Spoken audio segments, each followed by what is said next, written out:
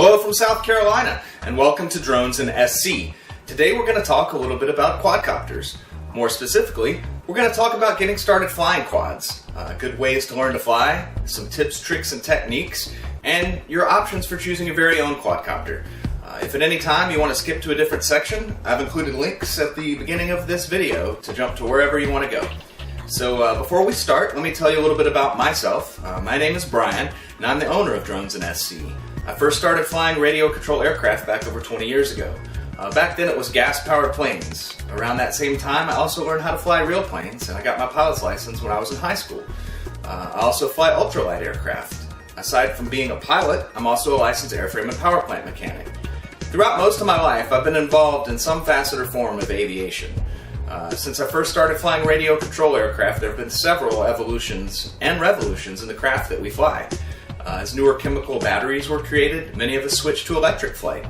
From nickel cadmium and nickel metal hydride to the current polymer, lithium polymer batteries or LiPo batteries, today's technology is allowing us to fly some amazing aircraft relatively affordably and reliably. The radios we use to control these models have also experienced significant changes over the years, from AM to FM to PCM to digital, from 27, 49, 50, and 72 megahertz to the current standard of 2.4 gigahertz. Today is a great time to get started flying radio control aircraft. In the past, the radio control hobby was a fairly small community. There were some of us that specialized in niches such as jets, helicopters, sailplanes, and even first-person view. I built my first FPV plane over a decade ago. Back then a lot of the stuff we were flying and making was either scratch built or kit built. While there are still people that follow these pursuits today, by and large, the biggest increase that we're seeing to our community now is coming from people interested in flying large camera and video equipped quadcopters. You can call them quads, drones, models, UAVs, whatever you want to call them. I call them cool. So back around Christmas of last year, we had a huge surge of new blood into the hobby. I saw a lot of the same questions repeated almost every day. A lot of folks just didn't know where to start. Because of this, I decided to help out as much as I could, and so I started Drones and SC. I really enjoy flying, and I love helping people out and getting started in this wonderful hobby. Over time, we'll continue to update our YouTube channel with reviews, tips and tricks, and aerial videos that we've captured, along with tips on how you can capture amazing footage. We'll talk about quads, planes, cameras, editing software, regulations, and more. So stick around, and if you like what you see, show your support by subscribing to our YouTube channel. So, without further ado, let's get started. Like I said, we're going to talk about quads today, so I know you're probably ready to pull the trigger on that awesome FPV or video quad. But before you do, I highly recommend that you take this suggestion. Go buy yourself a small quad, preferably a nano size one. Many of the quads available in the size range are extremely affordable, durable, and a lot of fun to fly. Additionally, you can practice indoors with them at any time, and even practice outdoors if it's not too windy. So why do I say start with this? Well, when you first start flying, you're probably going to have some crashes. Even the most experienced of us will probably experience a crash, be it due to human error, equipment problems, the weather, or some crazy hawk that thinks that your quad might make a good breakfast. One thing about the larger quads that are being marketed to newcomers right now is all of the stabilization and automatic functions that are built into them. This makes them super easy to fly, but I promise that one day when you're flying, you're going to have a problem with one of those features. And by learning how to fly a cheap quad without all the bells and whistles, not only will you be better prepared to deal with them, you will be much more confident when flying around the unit that you may have plopped down $1,000 or $2,000 for. So let's take a look at a small quad right now. This is the Blade Nano QX. This is the BNF or Bind and Fly version, which retails for about $69. And when you're out shopping, you'll see all kinds of units marked as BNF. BNF is for those of us that have our own controllers, usually a Spectrum type controller, which is a brand name of a line of controllers that are digital 2.4 gigahertz. If you think you might like to fly more than one model, then I highly recommend picking up your own controller. This right here is the Spectrum DX6. Now they have all kinds of different controllers with different features and price ranges. The DX6 is the lowest model I would recommend getting. It has 6 channels, which is more than adequate for most types of aircraft. I have several models that I fly with this unit, including a sailplane. So the DX6 allows you to mix controls and set up all kinds of customization for specialized aircraft like a sailplane. And it even shows telemetry like altitude, GPS position, battery voltages, etc. We'll talk about that on another video. So if you do decide to go this route and buy your own controller, just know that all the models out there are not Spectrum compatible. Many manufacturers use their own proprietary type of control system, like DJI and Unique, for example. And one more thing I like about having this DX6 is it plugs right into the computer for radio control flight sim I use. So if you don't think you'll be interested in flying other types of models, then you can pick up the RTF or Ready to Fly version with an included controller for $20 more. Now the included controller is not going to have all the bells and whistles like this DX6, and it's a low power controller, so you won't have the same amount of range. But since you're mostly going to be flying indoors or close to you, this shouldn't be a problem. Now, the Nano QX is not the only suitable quad to pick up for our purposes. There are several different ones out there. Some of the main reasons though I like this Nano is it's extremely durable, it's stable for its size, the batteries are cheap, readily available, and so are the spare parts. So I've got a, you can pick up a body for a few bucks, props, motors. Let's open it up. Let's see what we have here.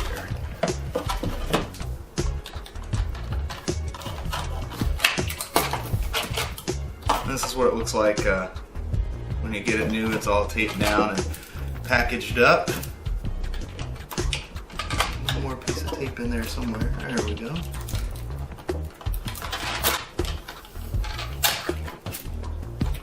Alright, so there it is. There's the Nano QX, and there is the battery for it.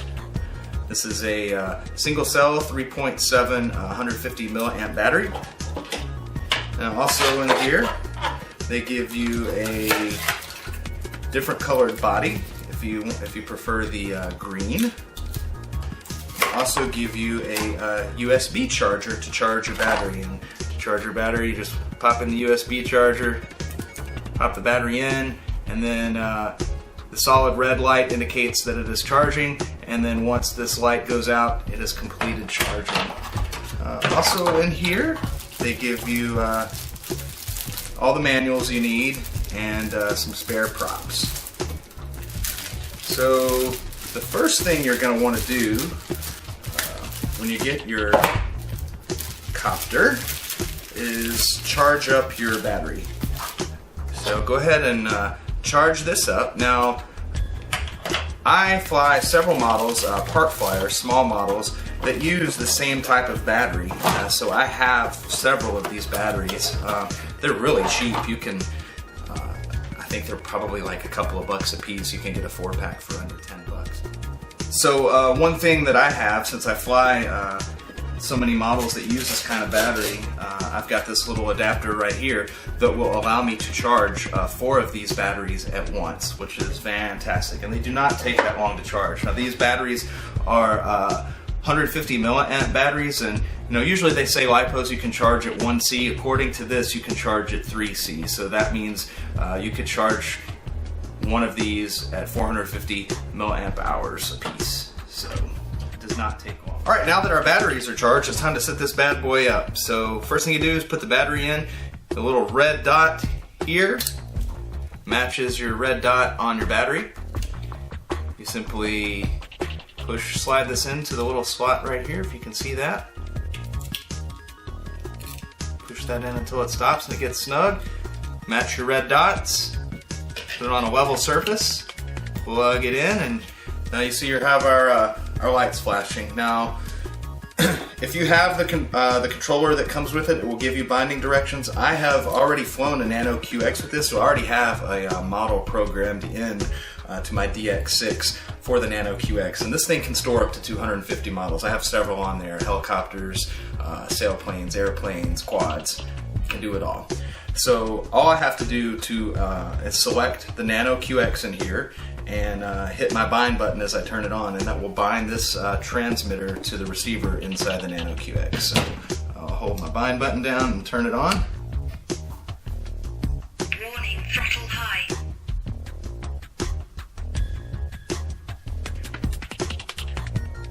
Binding. DSMX 22 milliseconds. Telemetry, bind complete. And there we go. We're all set up and ready to go. And my light has gone solid blue on my Nano. So there's different modes on this. There's a safe mode, which is what you should start flying in. And basically the safe mode limits your bank angle so it doesn't get too crazy and it's very stable. And then the expert mode basically turns off all the stabilization. Even with the safe mode on, you can still get pretty aggressive with it, and I have dual rates that I can control. Basically, the dual rates are how much control movement you can accomplish with the Nano QX. So if I push it in low rates, if I push it full forward, it'll go slower and it won't go as far. And if I go to high rates and exponential controls, then I can have further control movement and it will respond quicker. And I think I have that programmed on the switch. High rates. Low rates. And then to go to expert mode, that's my expert mode in the red light. And to go back, there's my safe mode. So let's go fly. Alright, so when you first fly this model, you're going to want to adjust your trims if it flies a certain direction. Every model, when you first get one, it may, due to the, little bit of differences in the weight, they're all going to fly a little bit different. So like, for instance, if it wants to fly forward all the time, you may need to adjust your trims down until you get a safe neutral flight. I've already trimmed this one out, so let's see what it looks like. And I'll turn this towards you.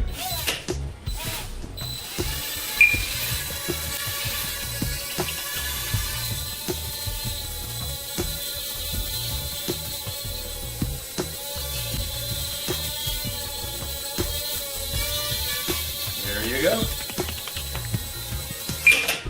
Easy to fly. Okay, so let's talk about how a quad flies for a moment. Now, I'm not going to delve too deep into the theory of aerodynamics, because that would be a very long discussion. I am, however, going to briefly point out a few key points that will help you to understand how your quad flies. This could help you if you have a problem with the quad flying properly and you aren't quite sure what the problem is. So with heavier than aircraft, such as an airplane, they generate lift from the wings. In the quad's case, this is a rotary wing. So these blades that are turning around are your wings. Unlike a helicopter, which has controls for speed and cyclic and collective, which change the angles of the rotor blades, the quads you're going to fly are going to have a fixed pitch blade. You can't change the angle of the blades. The only way to change the flight path of a quad is by varying the throttle to the motors. And instead of having 4 different throttle knobs to do this, the advent of digital flight controllers is what makes quad flight possible. So that's one of the reasons that makes quad so great for video work compared to a helicopter is the minimization of vibrations that you get from having all 4 balanced rotors with counter-rotating props. On a quad, 2 motors turn clockwise and 2 turn counterclockwise. One disadvantage that quads have is a lack of auto-rotational capability. So if a helicopter faces an engine failure, the pilot can immediately flatten the pitch of the blades, and as the helicopter descends, the force of the wind keeps the blades turning at a normal RPM, effectively storing this energy in the rotor system until it's needed when the craft gets close to the ground.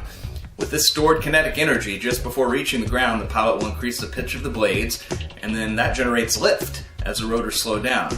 Because of these differences and the fact that a quad cannot auto-rotate, that's why it's very important to safely fly your quad by not endangering people below you should you have a motor failure or another problem. That being said, let's take a look at how the flight controller senses the control inputs you make and how it then translates those control inputs into the desired flight direction by varying the speeds of the applicable motors. Alright, so unlike an airplane, a quadcopter doesn't have any control surfaces. There's no rudder, elevator, or ailerons, or flaps. All we have is fixed pitch props on all 4 of the motors.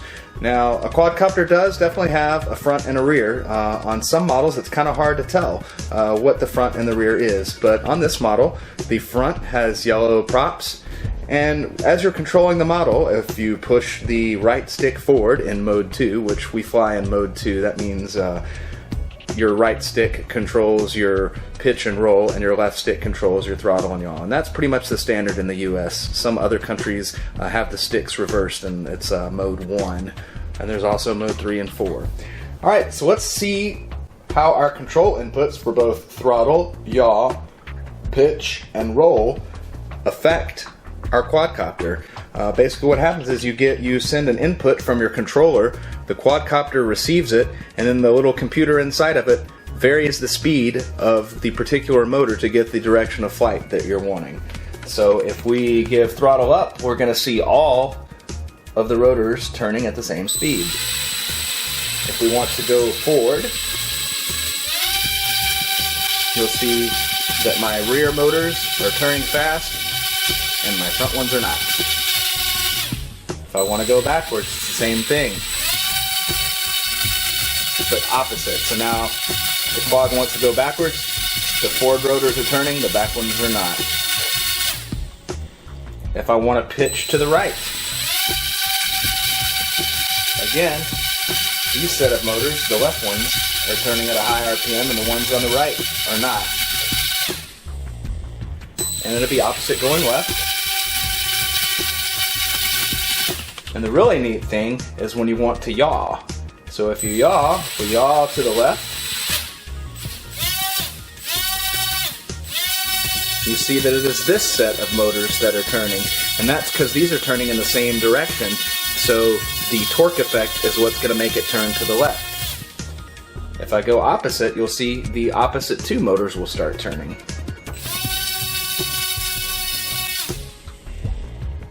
So that's how that works. Okay, so one of the most difficult challenges facing new pilots, even more so with a quadcopter, is orientation. That is, knowing which way the quad is pointing. Just like an airplane, quads have a definite front end and a back end. Now if you're flying in mode 2, that's the designation for the control setup where the left stick controls your throttle and yaw, and your right stick controls pitch and roll. And when you push this right stick forward, the quad will fly in the direction that its nose or front is facing, like so. So if you're new to flying, you may not be familiar with some of the things I just mentioned, namely the different movements of an aircraft. To put it simply, pitch is movement along this axis. Yaw is along this axis, and roll is along this axis. The axes of a quadcopter are the same as this NASA animation that I showed, except that we can also climb straight up and go straight down by applying a reducing throttle. So now that we have covered the basic theory of flying a quad, let's really truly take her out and do some flying. Okay, so my radio is on and I've already binded it to the Nano QX, which we talked about earlier. So now we're going to set the Nano on a flat surface, and it's really, the first time you fly, make sure that you're in an area where there's plenty of room, nobody is around, no pets are around or anything like that. So a kitchen would be a good area, or a workshop like we're in right now is perfect. So we've got our controller, we've got a good solid light on. So the first time you fly the model, it's probably going to need to be trimmed out. So when you're just above the ground with the model on, you're in what's called ground effect, and it takes less power because you've got like an air cushion, but it's turbulent air, so the model is kind of going to go all over the place. To really get a good trim, you need to at least be a foot or two above the ground, and once you're about 2 feet above the ground, try to make it hover and not move without any control input. So once you're doing that and it's in a good hover and it starts to move in a certain direction, like for instance if it was always wanting to move forward, I would keep pushing this down until the model stopped moving.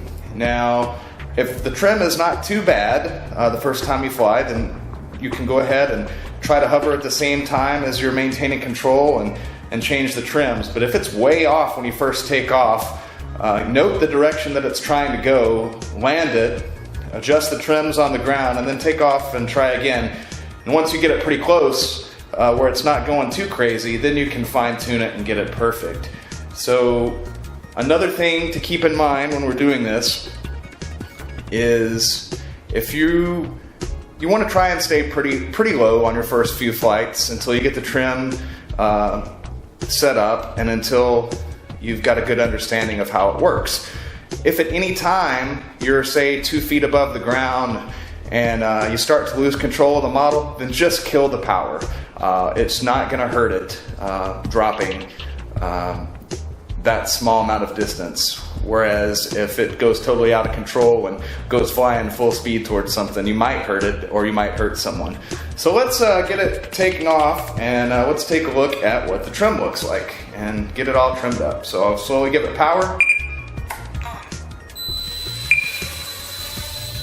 Now as you can see, it's moving forward on its own, so I'm going to pull it back with the control stick, try to get it back in a good hover and set up my trims. It's moving forward. Get it back to where I want it. Still moving forward and a little bit to the left. So let me get some some right trim in there. And also you want to be pretty stable in altitude when you do this. If you're going up and down a whole lot, you're not going to get an accurate trim. Let's bring it a little bit closer here so we can see it, see what it's doing.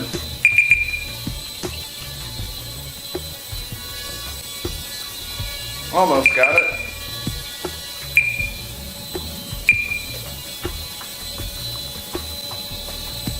That's pretty much what a good trim is going to look like right there. It's not moving all over the place.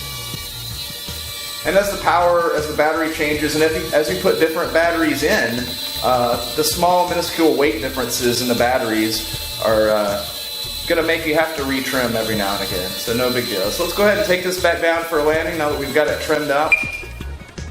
One thing that I love about this particular quadcopter is the prop guards. You can go totally crazy with this. As a matter of fact, when you start out with this, if you just want to see the way the directions work on your controller, you can run this thing on the ground provided you have a flat surface like this.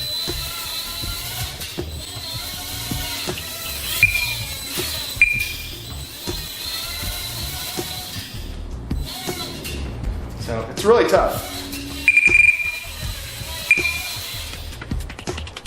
Alright, so now that we've already talked about the controls earlier and what they do, so let's go ahead and take it off. So as I mentioned, you want to be in a clear area, and you want to start out with the front of the model facing away from you, so you're standing directly behind it. So go ahead and get it up in power, and you can get a couple of feet up above the ground like so. Now let's see what it does. There's forward, there's back, right, and left. Now as you make altitude changes, you will have to adjust power. So again, lowering the throttle, raising the throttle makes it go up, lowering goes down. As you make maneuvers, you may have to make slight adjustments to it. So start out with just the right stick and fly it like so. Just kind of fly in a little square, just so you understand how that works. So you're using the left stick just for throttle and your right stick to move it around. So this is a good way just to get a little bit of a feel for it.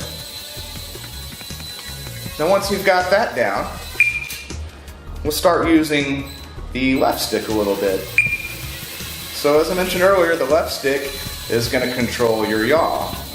So if I hold full left, it's turning to the left, yawing to the left.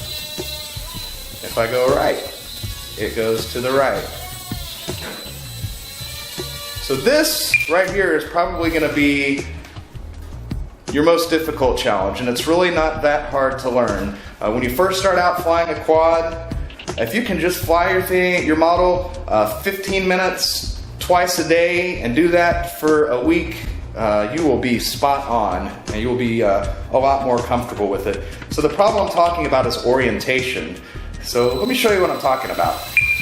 So you're standing behind it, and if you fly, if you put, you want to roll to the right, it's going to go to your right. And if you go to the left, it's going to go to your left. What confuses a lot of people is when the model is facing towards you. So if I go to the right, the model is going to go to its right, not to mine. If I go to the left, it's going to go to its left.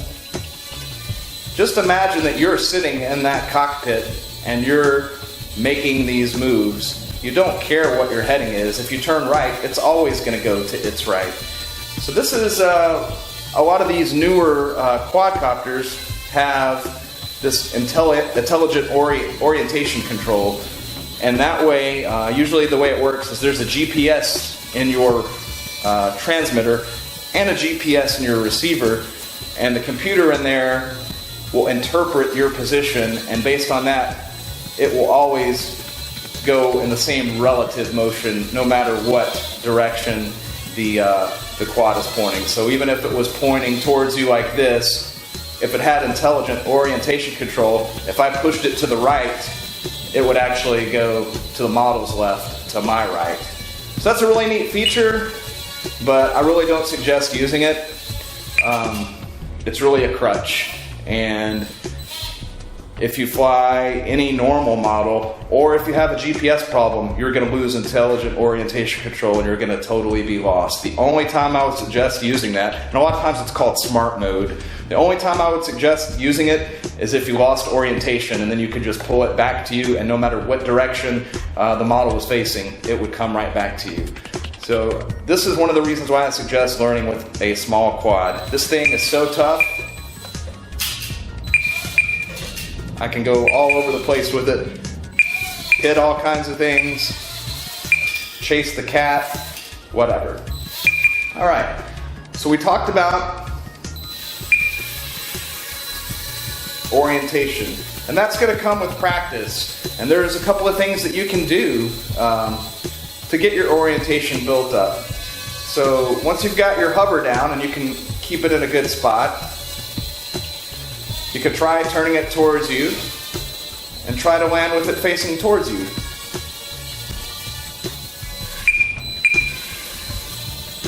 Now, at first, you may lose orientation. You may hit it the wrong way. If it gets too crazy, you're sitting here flying and you're going the wrong way and you're going to hit a wall, just kill the power. The model is very tough, and it's much better than hitting something full force at full speed. So practice that. Like I said, if you can do that 2 or 3 times a day, 15 minutes a piece for a week, you will feel so much better and so comfortable with it. Now once you've got that out of the way, there's some other things that you can do. So we've landed and flown with it facing towards us.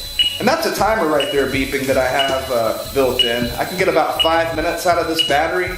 And if I fly with it too low, it will eventually go ahead and throttle down and land. So let's go ahead and pause for a minute and let's switch out our batteries. It's a great thing about having a quadcopter that's got an external battery that's so affordable like that. You can get a few of them, and while you're flying with one battery, you can be charging the other one. So let me reset my timer here for 5 minutes and we're good to go. So like I was saying, I've got a new battery in here, and you can see the trim is a little bit different. So this needs a couple of fine adjustments.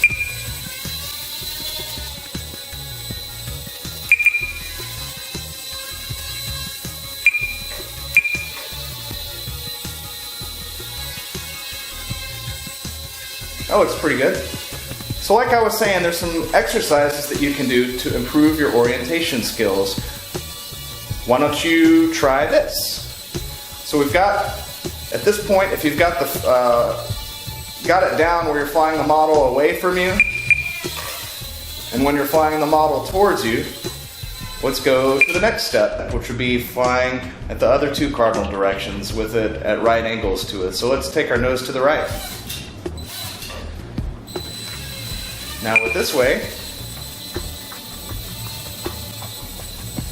this might confuse you a little bit too, because if I want the model to go away from me, I have to go left. I'm going to the model's left. If I go to the right, it's going to come towards me. If I go back, it's going to go to my left. If I go forward, it's going to go to my right. Again, it doesn't matter where you're standing. Just imagine yourself inside. So let me show you what I mean. If I go left, it's going to go away from me. So let me stand behind it. See? It's still going left. Just from your perspective, it's different. Now if you keep doing this a couple of times a day, maybe 15 minutes a piece, you will really have this down really quick, and you'll, again, feel very comfortable doing it. Same thing, let's go 180 degrees away. Again, if I go right, it goes to the model's right. If I go forward, it goes to my left. You want to develop a muscle memory so you don't have to think about these things. And once you've got that down pat, you can try angles all over the clock. You could go, let's do it at a 45.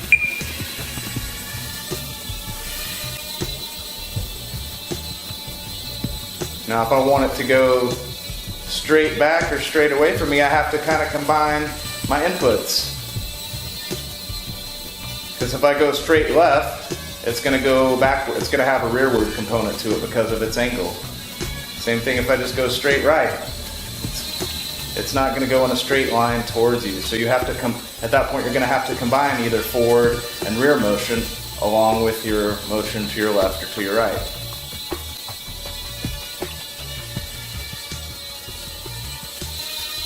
Try this at all your different angles. And once you've got that down pat, there's a couple of other exercises you can do. So as I mentioned, we're indoors today where I've got a lot of room. You can definitely do this outside if it's not too windy. Now one really neat thing you can do in your house is if you've got a hallway or if you've got some frame of reference like a straight line, try to go right in the middle of your hallway or go right down that line in all four major directions. So go forward and back, trying to stay in the middle of your hallway. And then where it really gets fun is when you go at right angles to yourself. Again, try to go straight down and straight back. All right, so now we should be pretty good with orientation. If you have any problems with this, keep on practicing. It will come to you, I promise. So now let's talk about flying in general and how we can do turns. So when we first started out, we just used the right stick just to see how it was going. Now, here is an easy way to start flying in different directions. What we're going to do is we're just going to use the right stick and keep it forward, and we're going to turn with the left stick. So I'll go forward, and then when I want to turn, I'll use the left stick for my turn. And that works in all directions. Keep my forward speed and go where I want to go. I can do a figure eight. Whoa, I can try to do a figure eight. There we go. Now let's talk about more coordinated turns. If we want to put some bank in that turn and make it a coordinated turn, that is, you're using your roll and your yaw, then you just combine your left stick and your right stick. So left rudder basically and left aileron. But since we're still dealing with quadcopters, we'll just say left yaw and left roll. And right yaw and right roll. So this is what that looks like. You can see my turn is more coordinated. I have a bank angle.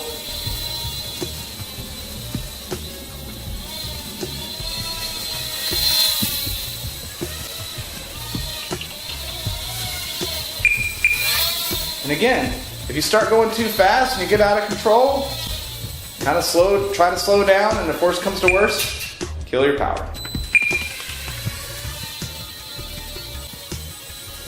And you can go as aggressive as you want with this once you get more comfortable.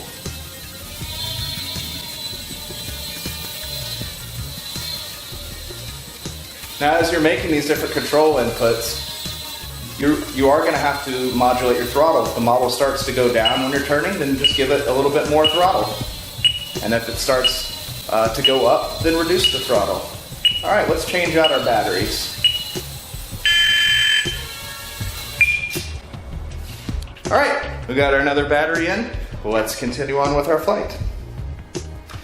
So at this point, hopefully you're feeling pretty comfortable and you've practiced with the different controls and you've tried using the different sticks, and you've got a pretty good idea of how things work, how to make coordinated turns, how to fly sideways, how to go up and down, and how to do a hover.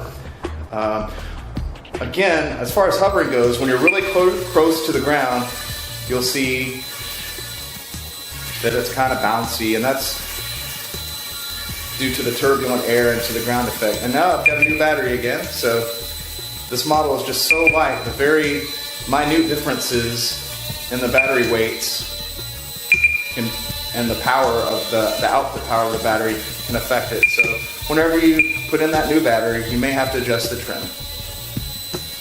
And as you see here, I've put a chair in the middle of our workshop here. And I'm going to show you another maneuver, and this one is one that you can use a lot when you're filming. If you want to circle around a particular object and get that great shot and keep the camera right in the center of the object that you're flying around, there's a lot of shots that utilize that technique. And to do this, typically what you're going to do is you're going to find a good yaw input, a good speed. So you'll put this left stick either to do a left turn or a right turn. And my batteries are charged up.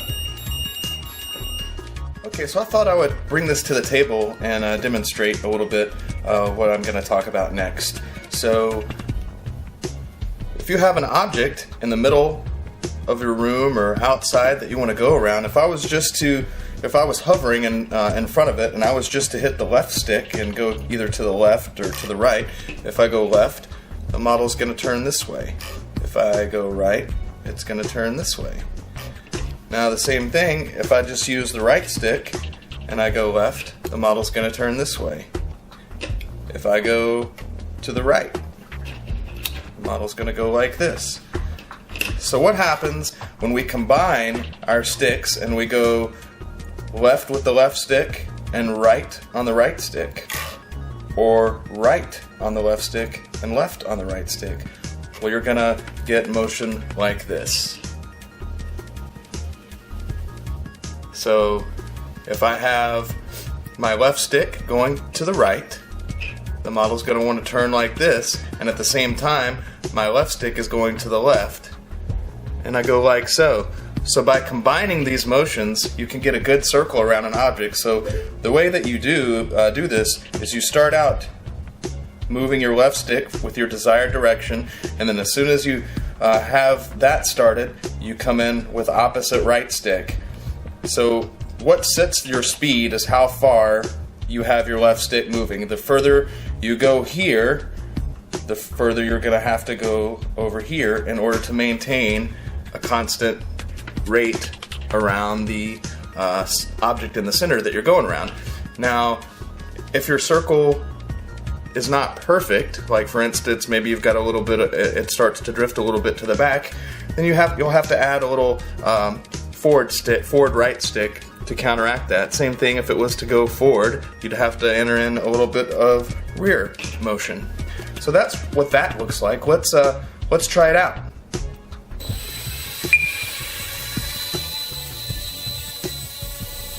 So I'm going to start out just a second before I use this right stick. I'll get my left stick going. And this is kind of hard. See, I kind of messed that one up. Sometimes it takes a couple of times to get used to it.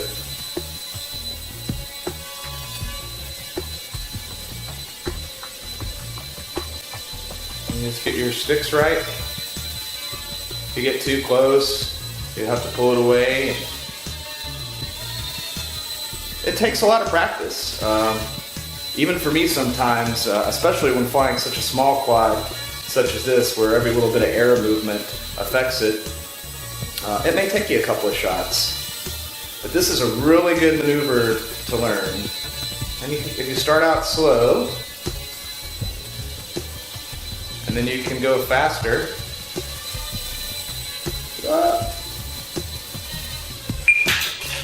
And you know what? Crashes can happen.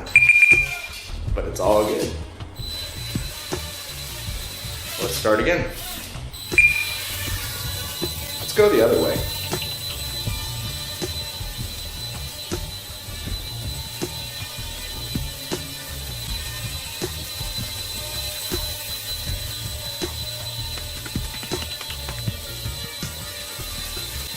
And you can experiment with the different angles as you're doing this and see how it affects what you're trying to do. And the more you do it, the more comfortable you'll be with it. You can go up, or you can go down, you can change your rate of speed. Alright, so let's do that again.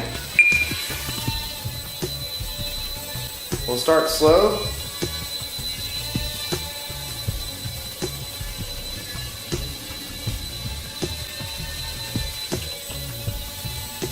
Get set up.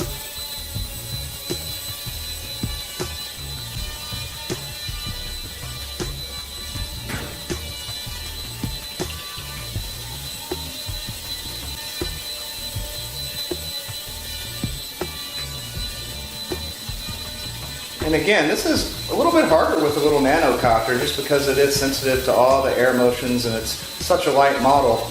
You'll find that once you start doing this with a larger model with the camera equipped, it'll be much easier.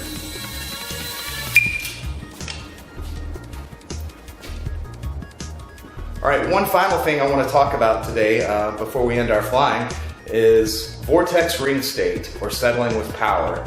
Now, I probably can't show it to you with this model inside here, but basically what happens is when you descend, especially in a larger quadcopter that's got big rotors and it's producing a lot of lift, if you descend straight down like this, you're making turbulent air below you, and what can happen is that turbulent air comes right back up and through your rotors again, and your quad starts shaking, and then it starts going down quickly, and so your reaction may be to increase power, but that just makes the turbulent air worse and you can keep going down. Really the only way to get out of vortex ring state or settling with power is to move out of it. Go in one direction or the other. The way to totally prevent ever getting into vortex ring state is to minimize any time that you descend straight down. So instead of descending straight down, put a directional component, whether it be a corkscrew, kind of going like this, or going forward. I'll show you what that looks like.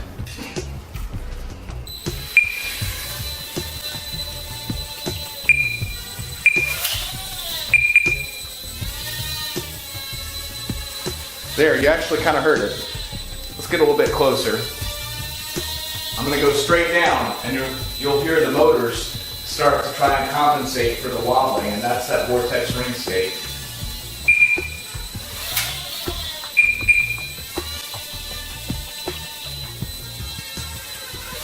You hear it? So the way to prevent that when you want to go down is just put a directional component. Either you're flying and slowly losing altitude, or you're kind of corkscrewing, so you put maybe a little right yaw and a little forward and then just come down like that. It's kind of hard to demonstrate really well in a closed-in space like this, but I hope you understand what I'm talking about. Okay, another thing we can talk about is maximizing your flight time. So batteries have come a long way, but you're still, this is the limiting factor in our flight. Your model or your quadcopter is going to be using the most power when it's in an out of ground effect hover, like so. If you fly at extremely high elevations, there may not even be enough reserve lift in your system to do an out of ground effect hover. This is even true in full scale helicopters. So when you're dealing with a situation like that, typically what they do is they stay in ground effect, they build up some forward speed, and then once they've got speed, they can fly. That forward motion, you actually have more lift because you're moving through the air and that relative wind is going through those blades. So the reason why I mention this, if you want to maximize your flight times, limit the amount of time that you're flying in out of ground effect hover. If you actually have a forward movement or some kind of relative movement, you will experience longer flight times. So just keep that in mind. Thanks for watching this video on getting started with quads and drones. I hope we were able to help get you started on your own journey into radio-controlled quadcopters. If you liked our video, please like and subscribe to our YouTube channel. We're also on Facebook, Twitter, and our website, www.dronesandsc.com. If you have any questions, please feel free to contact us and let us help you realize your dreams of flight.